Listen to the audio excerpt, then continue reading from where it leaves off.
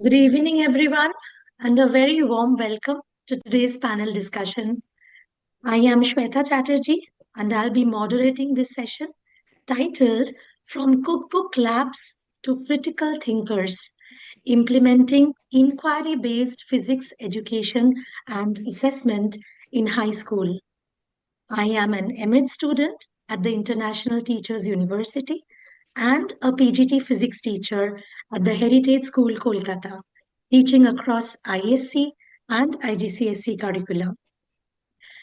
Over the years, I've had the opportunity to work with diverse learners, engage in classroom discussions, design lesson plans, and most importantly, reflect on how students learn physics, not just how they perform in examinations. So I strongly believe that physics cannot be learned passively. Students understand the subject best when they question, investigate, make mistakes, and explain their thinking. And that is why I strongly advocate hands on inquiry based learning, which gradually moves students beyond rote learning towards conceptual understanding. And at the same time, like many of you here, I have also experienced the real challenges teachers face, be it time constraints, assessment pressure, curriculum demands. So today's discussion brings all of these dimensions together. And to help us navigate this important conversation, we are joined by three distinguished panelists who bring rich perspectives from leadership, classroom practice, and assessment expertise. To start with, Ms. Divya Agarwal, head of the science department, known for her thoughtful approach to curriculum design and teacher mentoring. She brings a strong leadership perspective on how pedagogy translates into classroom experience. Divya ma'am, the mic is all yours. We would love to hear more about your journey and work. Thank Could you, you please Shweta. introduce Thank you us? so much. Good evening, everyone present in the webinar. My name is Divya Agarwal, as Shweta already told. I am a physics. I am a physics educationist. I will say that with over 22 years of teaching experience, specializing in teaching grade 11 and 12. I am internationally certified teacher, and I have had the privilege of teaching in India and Dubai. Over the years, I have served in leadership roles, including vice principal, head of the department, school coordinator, contributing actively to academic excellence and institutional growth. Currently, I am working as NEET and JEE physics subject expert at Abhyuday classes. These are the coaching classes which are run by UP government. My teaching philosophy focuses on conceptual clarity, hands-on learning, and student engagement, ensuring both academic success and holistic development. Beyond academics, I am an internationally certified makeup artist. That's my hobby. A motivational speaker, and an active social worker. I am the immediate past president of Inner Wheel Club. I have received several prestigious honors. Few are Nari Samman Award from UP government, Vocational Service Award by Rotary International, recognition from International Inner Wheel, and I have also been awarded at district, zonal, and national levels for public speaking and social initiatives, such as adopting a Balghar, sponsoring education of 15 girl students, constructed and maintenance of washrooms in a nearby school, actively helping in women, helping like in women to become independent by running Kaushal Kala Kendra. These are sewing centers which train underprivileged women to earn through sewing.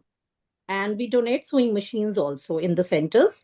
Cutting in short, I strongly believe that leadership, vision, and strategic planning are the foundations of excellent education, and I remain committed to inspiring students, empowering institutions, and contributing meaningfully to society.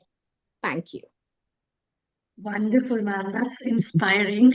Next, we have Dr. Salman Thakur, senior physics teacher with extensive classroom experience in designing and implementing inquiry based lab learning. Salman, sir, the audience would love to hear your story and experiences. Good evening, everyone. Myself, Dr. Salman. Basically, I've done my schooling and everything from Mumbai. The whole journey started from my school. I am a vernacular medium student. I've done my schooling in a pure Urdu medium. So Mm, the journey of being a physics teacher started from here.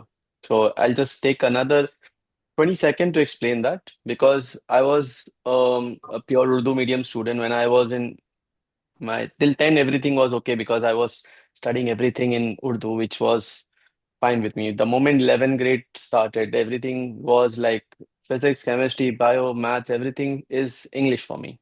The only subject which I could understand was physics because the teacher used to explain by using some activities, and that's how my physics love and love for the physics starts. And I completed all my education and from there itself, because the topic for today, it's actually started really long back because I could never do ratta because of that, because I could never understand. I could understand only what I can understand by using the examples, and I could able to write only those things. And the way I started, I used to started teaching my own colleague, my own students, my own classmates, and that's how I learn whatever I understand, and then I deliver it to them, and that's how my confidence started building. I cleared my bachelor's, then my master's, and then I completed my PhD. Here, then the moment everything get changed when I shifted to Dubai. Because in India, when I was teaching there, everything was classroom based and all book based learning. We just used to go to the class, deliver, read whatever is there in the book. At least that time. Now I think everything is changed. But over my 13 years of experience, I'm talking about. But now when I shifted to Dubai, here we get a lot of opportunity actually to do what we are talking about today. Here everything is based on hands-on. And here my journey of physics toys started. I made almost 176 toys, which I call them as fun with physics. If you understand physics, it's physics for you. But if you don't, it's just a toys for you. So that's how for every single topic in physics, from the lower grade till you go higher grade, I made those toys. And because of which I started writing a book. I named that book is When Will I Gonna Experience This in My Real Life? So it's a very common question. I think every physics and maths teacher used to get that, sir, why we are learning this? Why we need to talk about all these laws like ranges and all these formulas? Is this gonna be there in real life? So I have written a book on that part. I think it will be there in market by March or April. And I have given my 1,000 answers to those questions which I could hear over my teaching experiences. And because of those journey, I also get awarded from Dubai Mastermind Award for over almost two times consecutively. I've also shortlisted in the top 100 STEM teachers. So here my STEM journey started where I could connect the physics with the STEM, with the life learning, with the experiences, where I joined and started a Formula One club in my school. Where Formula One was always a crazy thing for all the students. They used to the cars, racing, and everything. But then I took it into physics. I took it into the classroom. I started a club called Formula One Club where students from sixth grade, seventh grade used to design the car, manufacture the car, and then race it over a 25-meter long track and try to understand the aerodynamics of the car. So for all these, I always try to, my classrooms are usually more than what I teach in the class. I stop opening the textbook, and I say the same thing to my students also, that you take a topic and then start learning by thinking about the examples. Ask yourself a question. All those book content you can just read out and come. So that's Salman. Thank you so much for having me here. Great, great, sir. So much to learn from you. Actually, this why question is the solution to all. The students should learn to ask why. And as you said about the Indian curricula, over the years, it is quickly shifting. It has shifted to critical thinking. Okay, joining as our third panelist is Ms. Sangeeta Sood, an educational assessment specialist who works closely with teachers to design meaningful and learner-centric assessment practices. Sangeeta ma'am, the audience are eager to hear your perspective. Over to you. Good evening, everybody. First of all, thank you, Shweta, for having me here. It's a real privilege. Uh, a very short description about myself. I have been in the teaching profession since 1989. And my biggest takeaway from the profession is the love and affection that I have got from my students, especially knowing the fact that even the first batch I taught in 1889, when I was just straight out of college, they are still in touch with me. And many of their children are now coming to me for classes. So must have done something right in my methods of teaching. Amongst all the physicists over here, I'm the mathematical person. And yes, when there was a shift in the CBSE, I was in a CBSE affiliated school when they came up with the CCE concept, formative assessments and summative assessments. And especially the formative assessments was a big challenge for all the teachers. And we needed a lot of hand holding. And I somehow had my younger sister, who's based out of USA, as my mentor. So I would get a lot of help from her, and then I was able to pass it on to my fellow teachers and help in building up the question banks and the formative assessments and the summative assessments. Hopefully, doing it the right way. Thank you. That's it. Thank you for those introductions. Let us now move into our first key takeaway, how shifting from procedural labs to inquiry-based learning deepens conceptual understanding. Let's begin with Divya ma'am. From the curriculum and leadership perspective, what do you see as the key limitations of a traditional cookbook style lab experiments in physics learning? Thank you, Shweta, for the question. As an experienced physics teacher, I would like to mention few things. In many traditional physics laboratories, students are provided with a fixed set of instructions, step by step, and asked to follow them to reach a predetermined result. Although this approach may appear efficient, but it often limits meaningful learning. How? First, cookbook experiments tend to discourage critical thinking. This is my personal opinion, and I have seen this so many years throughout because students already know what the result they are supposed to obtain. Their main goal becomes matching the answer rather than understanding the physics behind it. They focus on completing the steps correctly instead of asking why those steps are necessary and how the result relate to physical principles. Secondly, these experiments restrict student autonomy and curiosity. Why? Science is fundamentally about asking questions, making choices, designing methods.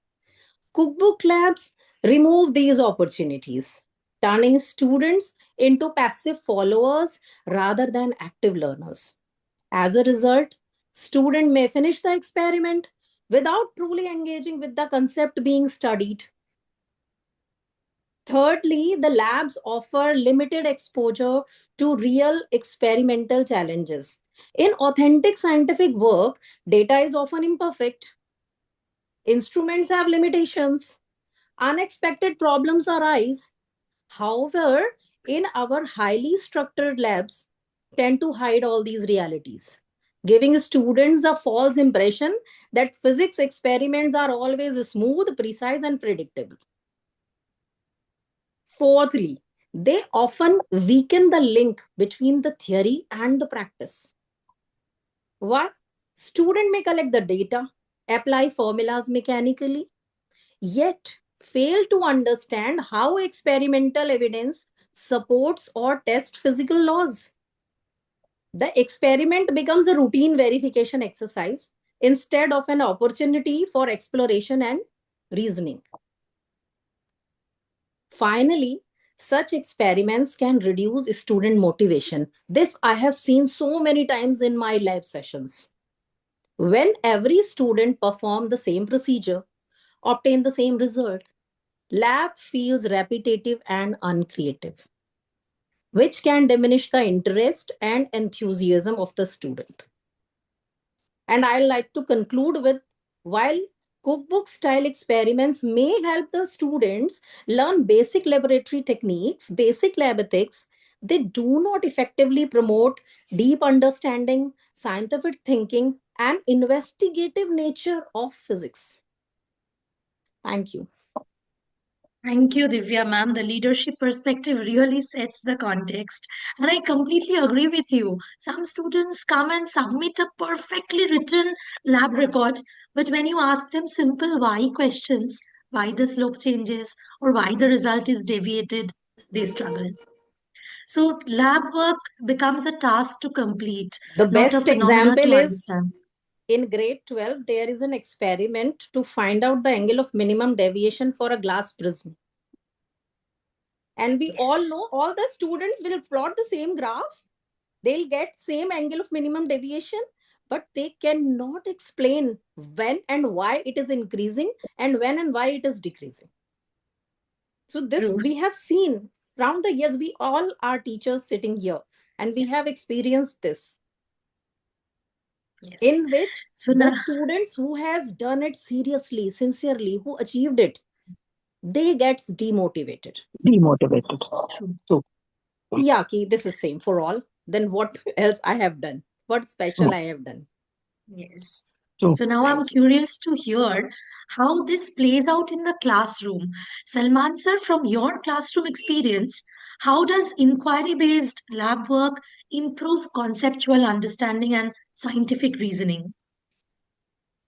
Okay, so first of all, inquiry based. When we heard this word inquiry based, most of the teacher also have this misunderstanding that inquiry based means they will just standing and then student will do all the work. Whereas, whereas here, whereas here, it is very important for a teacher. The very first ignite what they do is asking a question. Question. Because normally when we talk about the lab, the old lab method or the old understanding method is that even if when we perform the experiment, we talk about aim, we talk about apparatus. That is the conventional method we follow, and finally the result. We are expecting that, and most of the student they already know. In ISC also we have those experiment where the student remove the parallax. Now, when we go for the practical examination, many of the times we know that the student don't know what is exactly parallax removal also. But they know that at 13.5 centimeter, the parallax will be removed. And when the object U value is this, V value will be this, and then finally answer is done. But if I ask them what exactly, why it is inverted, what exactly why we have those two pins, they will not be having any answer. So basically, the inquiry-based learning, it starts from a question. Hmm. When we give them a question, and then we expect them without giving anything else. Normally, this happen. Normally, here we have this inspection program itself is happening like this, that we start the entire class without even predicting what exactly the topic also. We start with a question. And with that question, we ask them to predict what is the title, what is the objective of the lesson. If they could come up with the objective of the lesson by just understanding the question itself, the 50% of your work is done because they already got the direction that you have to start thinking in this way. And then they will start predicting, okay, if this is the question, what all possibilities of answer I can get? If a class, if I normally I divide the entire class into four groups, and each group will be having a high achiever, low achiever, and a middle achiever, so that they can, help each other as well at the same time. So they'll start predicting, okay, this should be the answer. And now the final answer, when they perform the experiment, and when they compare the result and the predicted, and if they match or if they does not match, their understanding will be cleared in a much more better way, where they can understand so many things which the normally formula says something, but formula doesn't explain why we are doing this. There are so many, like for example, we normally teach them about the Einstein photoelectric equation, but if you ask them a little twisted question on this particular topic, that about intensity and about frequency, most of the students get confused. They know that galvanometer, we need to perform the experiment, but then when we talk about, because they know the formula for the torque, but then when you go deeper into the understanding that why there is a deflection, if I need more deflection, if I need less deflection, what we need to do in that case, they get struggle to do that. So that's why it is always better that we start the lesson with an inquiry based, at the same time an activity based. I will add something to it. It's an activity based, that normally this is how I start my class. I start with an activity, Mhm. and that activity is usually in physics. I try to do it as like a magic show. So all my students are usually waiting for to understand that what magic sir will gonna do today, that so that they will understand, at the same time it will be a fun based class also. But then in the old method, well, if you see all the experiment, whether you talk about mechanics, whether you talk about electronics, and any topic in physics, they understand so many things, especially EMI and AC. The topic is so detailed and very interesting, but most of the student, they don't even know what is impedance means. If I'm talking about impedance, if I'm talking about the phasor diagram, what is this phasor diagram actually giving me? And nowadays, we have such instrument. No, I studied from in Mumbai, if you know, Institute of Science, Kulaba. And this is the same institute from where Dr. Homi Baba have studied. So, and you will not believe, the instrument what we have used is the same institute what Dr. Homi Baba have used. So those Hall effect experiments and those big magnets, they're still the same. Which what I'm trying to say is, the apparatus what we are using is not, advanced. It's not organized in that way. So because now there are so many sensors and so many predicted graphical analysis methods are there, where student can get the answer, and then this inquiry based thing can get a final conclusion effectively. Okay, so that's it from my side for your question. I hope Thank you. you get your answer. Thank you, sir. That's a great overview. And I also remember once I allowed my students to design their own method to verify Ohm's law. And they came up with results that those were messy, graphs weren't perfect, they overheated the wires, readings got fluctuated, but the discussions were phenomenal. They talked physics. So that single discussion, I think, taught them more physics than even several perfectly executed experiments. Okay, Mm, so without much delay, moving on to Sangeeta ma'am. Inquiry, the word, as we just discussed, can initially feel challenging to students. So, how can teachers gradually move from structured to open inquiry without overwhelming the learners? Okay. So, yes, like you said, inquiry based teaching and learning both can be a little overwhelming. For the teachers, we need to understand that we are no longer knowledge givers. Knowledge is available at the fingertips. We are now we need to step into the role of facilitators, where we need to guide them on how to collect the knowledge, how to use the knowledge, how to segregate it, and then come to their own conclusions. So when they are doing the experiments on their own, like you said, they messed it up. They made a lot of mistakes. But I think you learn best when you make mistakes. because you know that this is, once you've learned something correctly, you know these are the steps I have to follow and this is how I'll get it right. But once you make a mistake, you learn what should be done, have been done differently. You question yourself, is this what went wrong or is that what went wrong? And then come to the conclusion for yourself. And that is when you learn maximum and most effectively. So as not to make it very overwhelming to the students, especially when it comes to assessments. How are we now going to assess this kind of learning? So we can phase it out. So in the first phase, we can just test them for their ability to interpret data or to explain any experiment. We show them an experiment and ask them to give us an explanation on what they have learned or seen or observed while it was being done. If they're collecting some data, then how they are interpreting that data. In the second phase, we can test them on their decision making. They need to know there's a lot of data. So they need to know how to segregate that data, what data is relevant for them to come to their goal, what variables they can or should be or should not be changed for them to get effective results. And we need to be able to assess who's being able to do that correctly. Not just, take down, copy, paste. Open the net, copy, paste, and submit a project. That's not what is the call of the day. And lastly, I think we need to test them on their questioning abilities. How well can they question? Are their questions relevant to the topic? And are they being able to, design experiments to explain whatever they have, hypothesis they have come up with? If they are able to question and they are able to design experiments for proving their hypothesis, I think it will not only be less overwhelming for the students, but overall, it will, like Sir said, make it fun. And you learn when you enjoy something. You never learn when you don't enjoy. Another thing which I feel, like I said, I'm a mathematics here in a group of physics teachers. But it was one subject which is, students feared the most. Until date, they fear the most. But for me, teaching has never been disassociated subjects. It's always been integrated.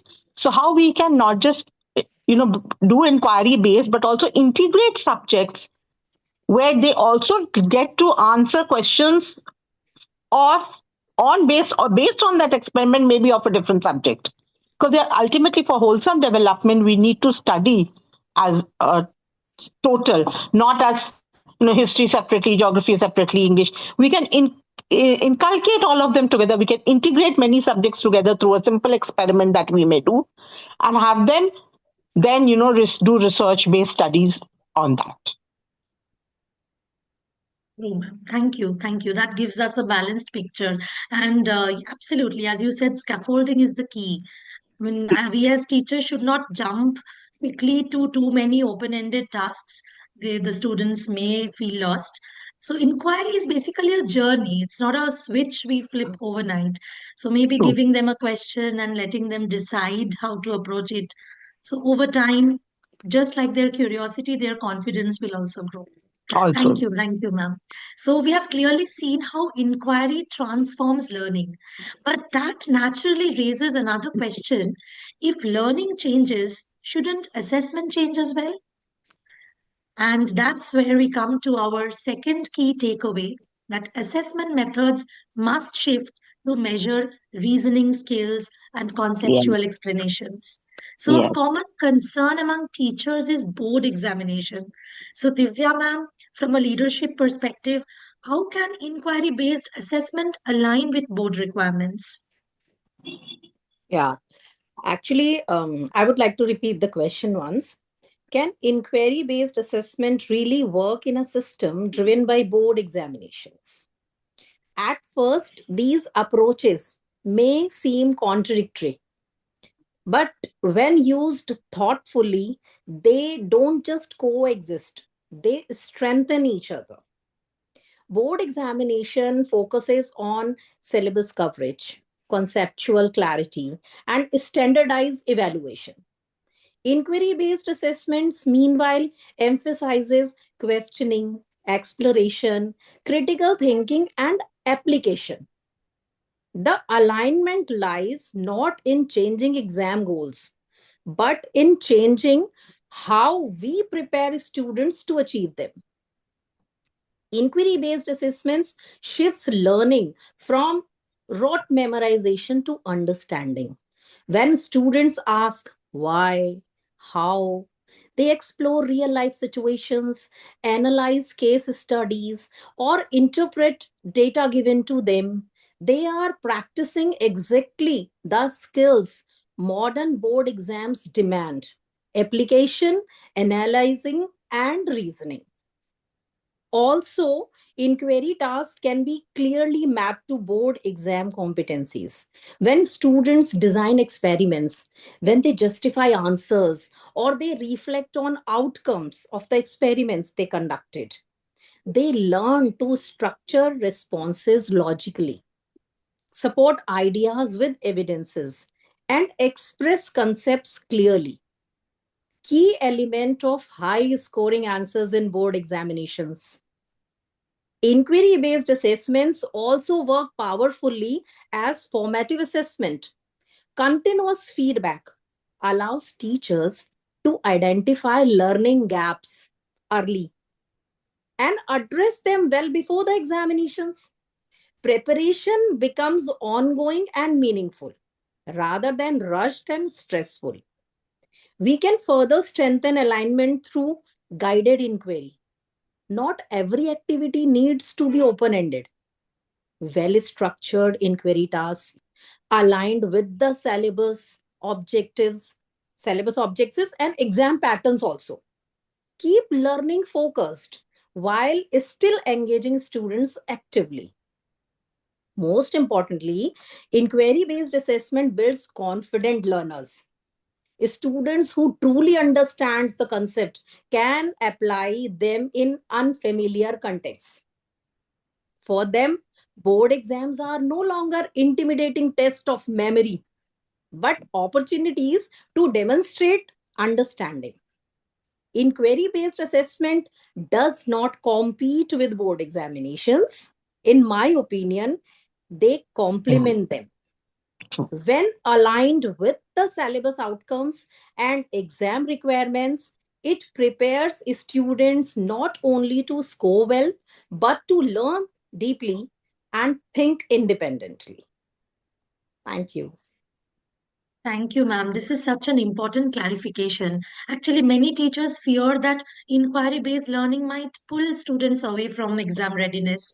But what we see is it may be seen as an extra work, but in reality, it supports long time performance. Salman sir, this brings me to my next question. How can formative assessment be integrated into inquiry based labs?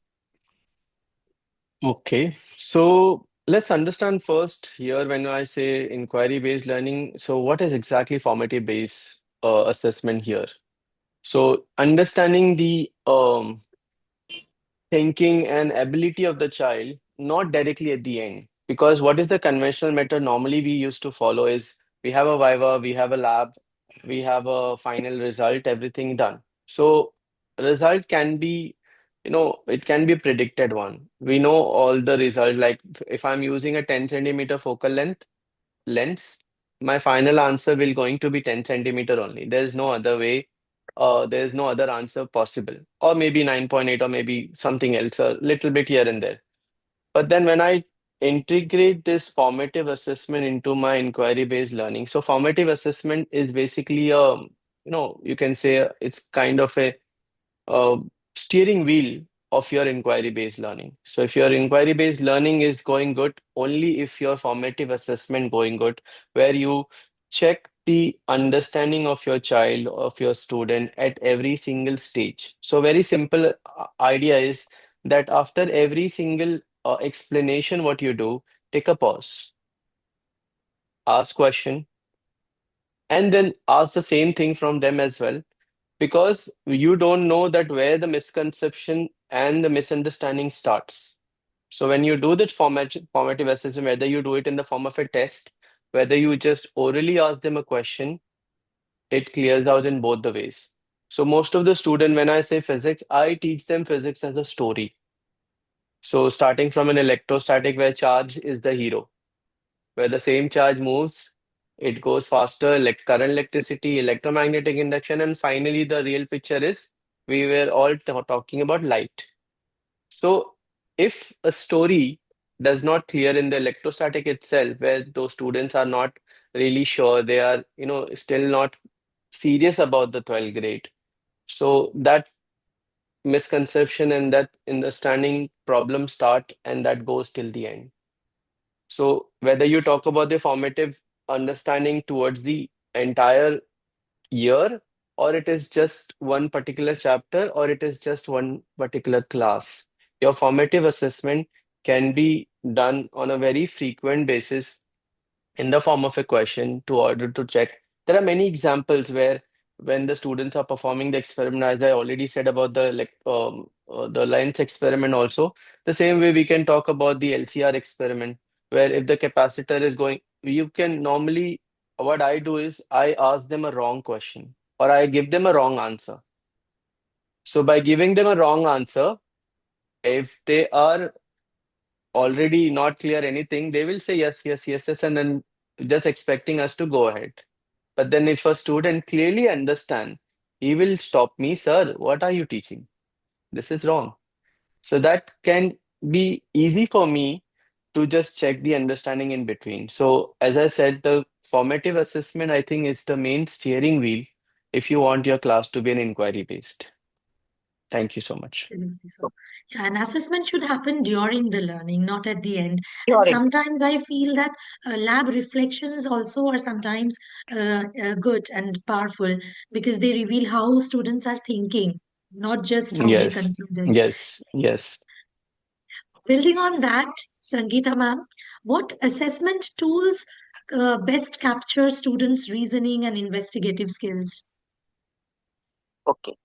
So coming to assessment tools, whatever tools we use, they should be practice aligned and evidence rich. Like Sir said, they're using this lens. This is going to be the answer. They already know the answer, and we have found many a time that I think as students, even probably I have also done it. We know the result, and so we've back calculated all the readings and presented a perfect paper. Yeah. So that doesn't really help learning because we have not learned anything. We've just gone by rote to what we want to achieve.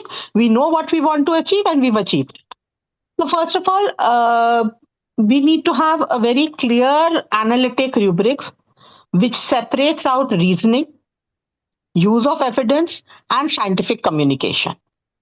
All these three are very, very important. Whatever framework that we build upon should make the thinking more visible. So, when they are making a claim, say a student is making a statement, they need to be able to collect the evidence to prove their statement or figure out that their statement is not really true either way and reason out in both cases. So this, I think, is extremely important. Another thing I feel is that we should give them tasks where they must not only design but also revise and critique the investigation. They should be able to give a critical analysis. Like Sir said, one way would be to give them the wrong answer and have them question that no, this is not correct. Something does not is not right here. They may not be able to pinpoint on what the mistake is, but at least a realization that there is an error. And the fact that they question the teacher in our school times, questioning the teacher was an absolute no. But today, I think students need to question at every step. For maths, we give them a formula and we tell them learn by heart. Now these are the numbers, you apply that to the formula. Why not do it the other way around? Give them the numbers, give them a few examples, and let them derive the formula themselves. They'll learn it better, and I think it'll make them lifelong learners. So tools that really, like I said, help us to assess students' ability to reason scientifically rather than rote learn or take a speed test. So much time, so many questions need to be answered. Tic tac toe, many of them just end up coloring their OMR sheets in whichever pattern they want. 50% तो correct मिल जाएगा. Equally important, again, I like sir, both Divya ma'am and Salman sir mentioned, is the formative use of assessments. We need to continuously give them feedback while they are learning. We need to have feedback cycles. We need to have revisions. We have to have reflections, because these strengthen the reliability, not only that they're learning it properly, but they're also able to apply the knowledge correctly in the right way and consistently. It's not that, it by chance they've got the correct answer or they've managed to give the correct explanation. But when we are repeatedly doing it with them, we know that yes, they have understood it in depth and they are being able to consistently apply it in whatever work they are doing. Absolutely. In physics, repetition is the procedure. You have to repeat an experiment over and over again. And I really like the idea of Oh, scientific communication, which you mentioned, ma'am. So maybe if the students explain their experiment verbally before writing it, they also, yes. it builds confidence. Yes. So all of these It's not sounds just for, promising. yeah, not only for physics, even for maths, I feel when they can explain their steps Yes, verbally, they will become more confident. absolutely. If they learn why the formulas, so they can easily apply it Yes, confidently in yes. unfamiliar condition. Then So, they won't be but boggled down by, like I tell them, maths is not about doing 100 sums per day. It's about getting those five correct concepts, application of those five concepts correctly, and you're Hmm. done. You don't have to study at all for the subject. Before the exam, just go and watch a movie and relax. But if you are going to learn and then apply, so then it's a different story. I usually tell my student about this how and why thing, that if I tell you just go here 10 kilometers away, they will start asking me, sir, why? But if I Hmm. say that there is a 10 lakh rupees check on your name, then we don't need to explain how you will manage to go there. Your Yes. why Uh, is clear, how you They will will manage. find the how you will ways to figure it out. explain. Yes. Hmm. True, true. Very so true. all these things about inquiry to sounds very promising, but it takes a lot of, I mean, it asks a lot of teachers. So that brings us to our third takeaway, that what support teachers need to make inquiry sustainable.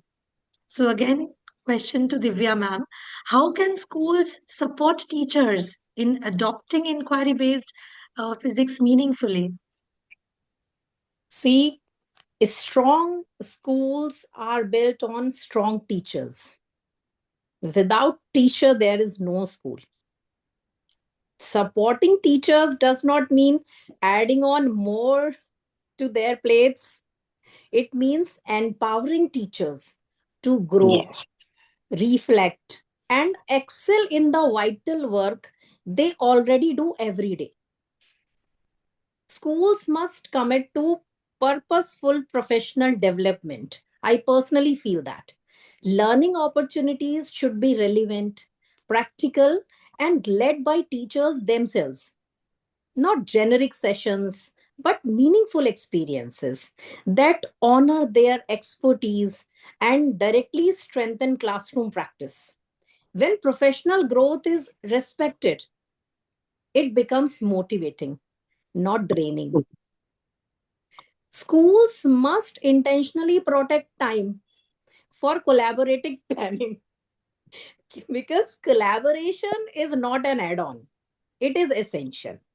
My experience says that when teachers plan together, when teachers share their best practices, just like Sir shared, when they study students' learning, they solve challenges collectively, then isolation fades and impact multiplies. It multifolds the results. Together, we are stronger than we are alone. We all know that. But I am a good teacher. I will keep the secret recipe with me only. I will not share with the other one. Then this hinders the growth, not our students' growth. We as a team then hinders back. Effective leadership builds a culture of trust, voice, and safety. Teachers must feel confident to innovate, to reflect and take risks. Your perspective, teachers' perspectives matter when teachers are heard, when teachers are involved in decision making, when teachers are involved in professional, all the discussions and important things about the institution and students also, the professional growth becomes meaningful and sustainable. They feel belonged. Investing in teacher is directly investing in students. When teachers feel supported, when teachers feel valued and connected, classrooms come alive with creativity, confidence, and purpose. Let us all commit to building schools where professional learning is intentional, collaboration is protected, and teachers are empowered, not overwhelmed. Because when we support teachers, we shape future. Here, I would like to add two lines for the teachers. Thank you, teachers, for the dedication, your resilience, and the lasting difference you make every day. Thank you, teachers. Thank you, ma'am. This is so critical. Teachers cannot innovate in isolation. Absolutely. It requires emotional and institutional safety. And if teachers know that they are supported, they are far willing to experiment and reflect. And they Without are that not support, trained then. even sometimes, the most motivated teachers hesitate. Yeah. Yes. Absolutely. So, moving on to Salman sir, what challenges do teachers commonly face while implementing inquiry-based labs? Okay, I think with the teachers, the biggest challenge is that we don't discuss our challenges. So the first thing we should start doing is we should start discussing our challenges. Then only I think we will be able to get the solution for those things. So teacher, whatever the school or management or the teachers or the students or the parents says, we just start working on it. I think that's why we are teachers. So that is one thing which we need to do is we need to start discussing. Second thing, whatever the inquiry-based thing we are talking about, theoretically it sounds very good. Theoretically, it's perfect. But then when it comes to the reality, when it comes to the practical implementation of those inquiry-based thing in real life, it's become very difficult, and that start creating challenges. For example, in Dubai, we have an inspection program where every year we will be get inspected, and Yeah. there are around 15 parameters which you need to follow in the classroom. Now Mm. imagine it's a 40 minutes of class and you need to follow around 15 different parameters that this needs to be take care, this needs to be take care. If I open, if I speak more than 15 to 20 minutes in my class, then my class is supposed to be not a good class. So imagine if I don't speak, being a physics teacher, I have a lot of physics portion to cover. And if I don't open my mouth more than 20 minutes in the class, how will I able to finish my portion? I have Right? been through Then that inspection when I was in Dubai. yeah. So I So can I can actually relate to it because I have been through it. We yeah, have so that what even in schools in Calcutta. so what happened is all these parameters is sounds very good when we are discussing over the meeting, when we have principal, when we have our SLT meetings, and when we are discussing it, every teacher speak like so many good practices, what they are doing it or they can do it. But Yeah. then when it comes to implementing in that 40-50 minutes of class, it's become very difficult because of many such reasons. First thing is the time that we know that it's an Indian curriculum or if it's any other curriculum also, finishing the portion becomes a challenge. Mm. Second thing is what happened when this in this case, if we don't get a support from the school or from the board, or if the curriculum does not support that inquiry-based thing, then that's become a drama. That's a new thing. Like, they are doing it only when there is an inspection. If nobody is going to judge me, then I will be just teaching on my regular way. So what happened with the student in this way that they also feel that, oh, today there will gonna be an inspection, which means it's gonna be a drama. So we have to switch on to the dramatical inquiry based mode. Otherwise, we will be going to just follow what we normally used to do. Teacher will be Normal. teaching and we will be just writing. Mm. In fact, when I came to Dubai, in my first school, where now I shifted my school, everybody was talking about an inspection. I asked one of the student, what exactly is this? So you know what replied? I got it. Nothing about inquiry based, nothing about application based. They said, sir, this is the only week where the teacher talked to us politely. So so basically all these challenges comes, and at the end, this is the end result. Like, we started with so many things.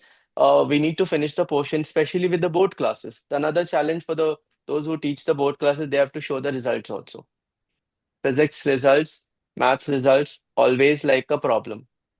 And then we will be compared with the other subjects. So for the teachers, that's become another problem, that if I'm teaching a board classes, finishing inquiry base, if I take a pause in my every class, how will be able to finish?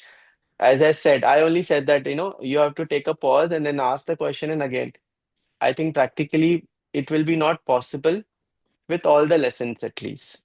So the time, the finishing portion, and the result. These three are the biggest challenges I think every teacher is facing.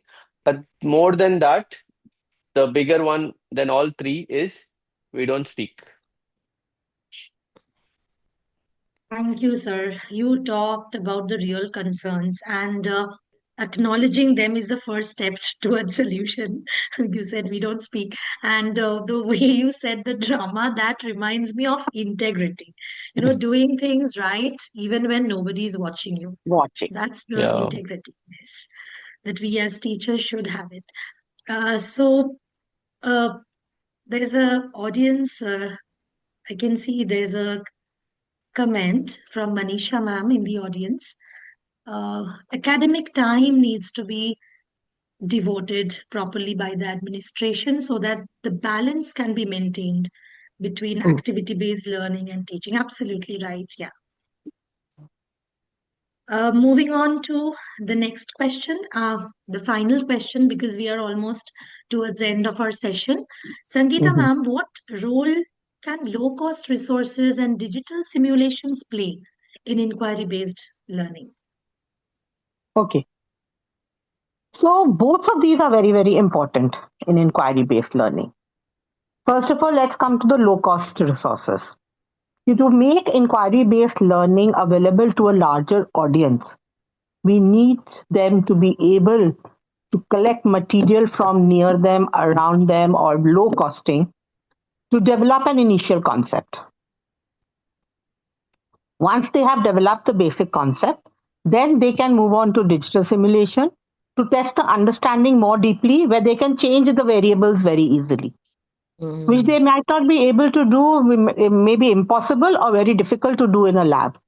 But when we come to digital simulations, they can easily change some variables. For example, I mean, physics का एक बहुत basic example I will take of a simple pendulum or the concept of acceleration due to gravity, how the movement will change. So they can create the pendulum and get a basic idea of what it is all about at a very, I'm talking about very for young learners. And at the higher levels, they can, use digital simulation to see how when we change one variable like acceleration due to gravity, what changes occur or do not occur. Digital simulation helps us to repeat trials. It helps us to make, invisible variables visible, movement of atoms, which you can't really show them. And a diagram in a textbook is definitely not as effective since we have the tools of digital simulation today. Why not use them to make the understanding more clear, the concepts more visible to them than just, learning a diagram from the textbook. And so they allow them to, explore phenomenon that is impossible otherwise. But through digital simulation, they can explore, they can manipulate, and they can make their testing more rapid and more impactful, learning more impactful. So both of these, a blended approach, it helps in the development of practical skills in experiential learning, designing, and in the theoretical learning of it. It'll help them both, not just develop one aspect, but develop both aspects of the subject.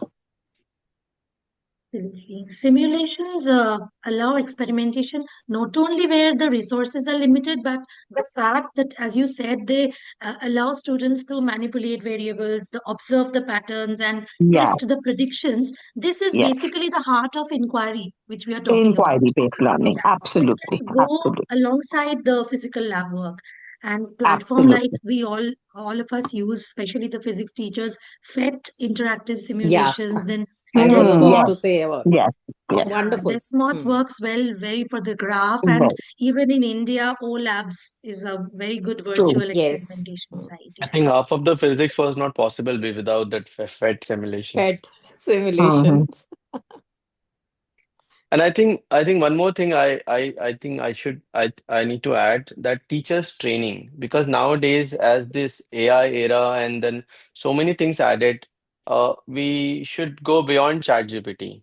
There are so many things which are available in the AI thing, that which will be helpful for us so many different ways. We can do the result analysis, we can do the result predictions. There are Google Teach My Way, where you can differentiate your learning. Every single child in the class can have a different learning, different interest. Absolutely. And Differentiated learning.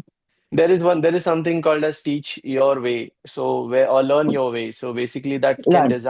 design based on the interest of that child. Correct. You cannot no any longer say that one size fits all. So one text, one chapter, one set of paragraph, everybody has to know it the same way and has to understand it the same way. There Yes. has to be differentiated learning. Like in the beginning, Shweta said that she was working in a school where they have inclusive, which is inclusive. So there it becomes very, very important that you have differentiated learning, and there hands-on teaching becomes very important. Yes. Yeah, same here. In Dubai, all the schools, we have all these special kids, or we don't have a separate schools for them. So they are part of Hmm. our classrooms, which means if I'm teaching, imagine a 12th grade students, if I'm teaching them LCR circuit, so there is a student who's already know the applications of LCR, and there's a student who don't even know what is inductor means. So Mm. Yes. two different ways of teaching them in Absolutely. different True. ways. True. All right. Thank you so much for your wonderful insights.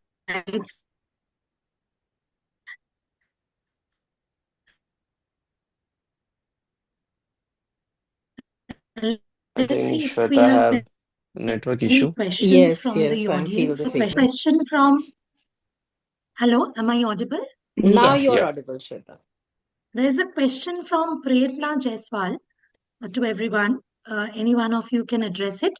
Can you give the names of some digital simulation? I think if it's physics, I think it's PET. Pet PET is is best. PET covering everything. Yes. Now they also start taking request. If you have something which is not available in PET, you can give a request for the similar one. They come up with some innovative design in that case. It's PHET, right? PHET. Yes, Yeah. Yes. PHET. So you can type in the box also for them. Yeah. Mm. There is also one more app which I started using a year back, called Magic School. I don't know if you aware about it, but Magic School is something which changed a lot of thing in my teaching now, especially when Okay. it comes to physics. There is a tab in that where you can get jokes for the boring topics of physics. Related to those Okay. topics. Oh wow, that's wonderful. Interesting. Interesting. I used to Google the jokes related to my boarding. I have done this in the class, but now you told Hmm. me about Magic School. I'll be doing it for sure. Please use it. There are so many things which it will Uh-huh. definitely help you with the lesson planning and Because inquiry-based chemistry learning. jokes are everywhere. Chemistry Yeah, jokes are everywhere physics, available. physics, Physics yeah, jokes are difficult. yeah, physics jokes are there, but then not everyone will be able to understand. Aha, right. The only Newton jokes can be able to digest by most of the people. Most of the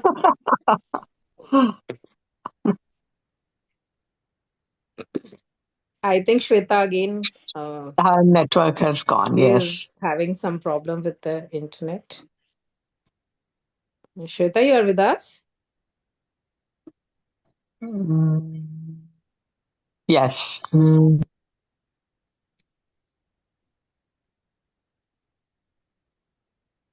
Okay, so